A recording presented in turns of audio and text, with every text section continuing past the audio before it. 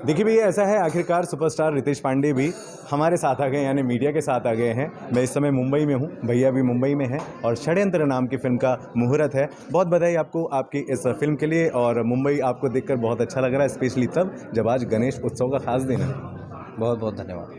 भैया, षड्यंत्र देखा मैंने, अच्छा खासा पोस्टर है, स्कूटर पर बैठे हुए हैं आप बकायदा, और आपका कैमरा भी है, देख के लग रहा है पत्रकार की ही भूमिका होगी। जी बिल्कुल, पत्रकार की भूमिका है। अच्छा, तो मुझे लगता है इंडस्ट्री में पहली बार ऐसा हो रहा है कि पत्रकारों पर कोई फिल्म बन रही है, तो थोड़ा सा आप अपने बारे में रिएक्शन बताएं कि भाई इस फिल्म को लेकर क्या चल रहा है, क्योंकि कहीं ना कहीं पहली बार आपके लिए भी है। देखिए, इस फिल्म को लेके विज़न हम लोग का बहुत बड़ा है।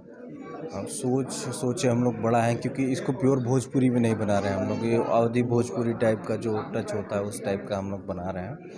और जो आमतौर पे उत्तर प्रदेश बिहार में जिस प्रकार की हिंदी बोली जाती है उस प्रकार का हम लोग इसका लैंग्वेज रखें।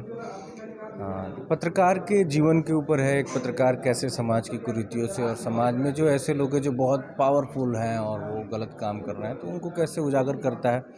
और उजागर करने में पत्रकार को भी बहुत चुनौतियों का सामना करना पड़ता है। वो क्या चुनौतियां हैं, कैसे उजागर करता है, वो सब फिल्म में देखने को मिलेगा। बिल्कुल, और आपने भी देखा होगा इंडस्ट्री में कहीं, जैसे मेरे पे ही कई बार इस तरह से कंट्रोवर्सी करवाने के आरोप लगे हुए हैं, बहुत सारी ऐसी चीज़ें, तो आलोचना सराहना ये दोनों भी चीज़ें एक पत्रकार को झेलनी पड़ती है। बिल्कुल बिल्कुल। आप कोई अगर किस्सा शेयर करना चाहें, आपके लाइफ से जुड़ा कोई पत्रकारिता का कुछ देखा हो और आपको आज बहुत ज़्यादा कॉन्फिडेंस हो रहा हो या बहुत गर्वित हो रहे हो कि यार अच्छी भूमिका निभा रहा। देखिए, पत्रकार तो जिस प्रकार से मैं अभी बोला कि पत्रकार लोकतंत्र का, पत्रकारिता चौथा स्तंभ है जिस पे एक लोकतंत्र टिका हुआ है। पत्रकारों को प्रशंसा करते हैं पत्रकार, तो उनको आलोचना का भी हक है।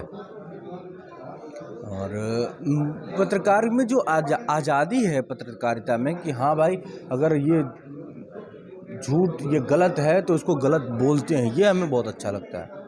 पत्रकारों को किसी से डर, जो निर्भीक निडर पत्रकारिता होती है, उससे मैं बहुत इम्प्रेस हूँ। और मैं बहुत एक्साइटेड हूँ इस पत्रकार वाले रोल को लेकर कि मुझे पत्रकार का किरदार निभाना है।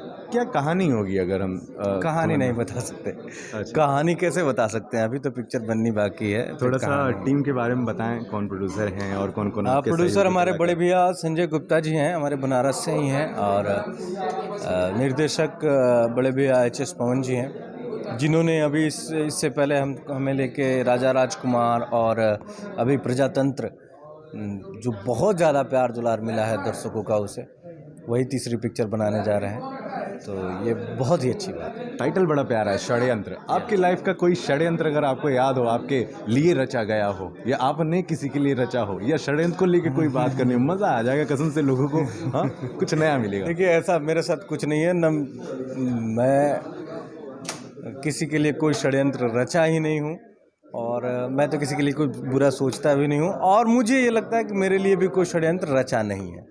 जो होता है वो ऊपर वाले की मर्जी से होता है, और षड्यंत्र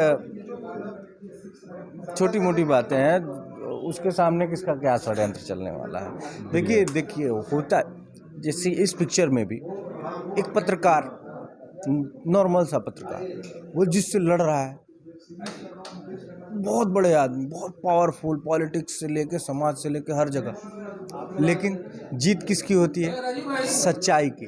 सच्चाई मतलब ईश्वर हमेशा सच्चाई के साथ रहता है। तो कोई किसी समाज के किसी भी पायदान पर रहे, जीत उसी की होगी जो सच के साथ है। भैया, एक आखिरी रिएक्शन आपसे जानेंगे, काफ़ी मीडिया वाले भी खड़े हैं और आपको बहुत काम दी है। आप तो जानते ही हैं, ऐसा कहा जा रहा है सुपरस्टार खेसारी जी को लेकर कि भाई 2025 तक उनका गाना नहीं आएगा। उनके जो फैंस हैं कहीं ना कहीं थोड़े से नर्वस हैं और गाएंगे नहीं गाएंगे, बड़ा असमंजस सा स्थिति बना हुआ है। नुकसान है क्या इंडस्ट्री का, या आप इस मामले को क्या कहेंगे लेकर, क्या रिएक्शन होगा आपका इस पर?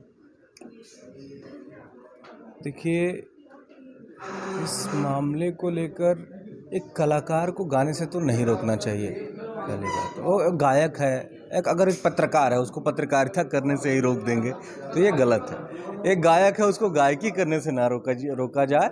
अब जो भी बातें हैं बैठ के सलट लें, समझ लें, लेकिन एक गायक को गायकी करने से ना रोका जाए। क्या बात है, थैंक यू वेरी मच, और सारे ही सवालों के जवाब ने एज ए पत्रकार दिया। Thank you very much. षड्यंत्र के लिए, रितेश भैया के लिए कुछ सवाल हो तो प्लीज़ कमेंट में ज़रूर लिखिएगा। नमस्कार।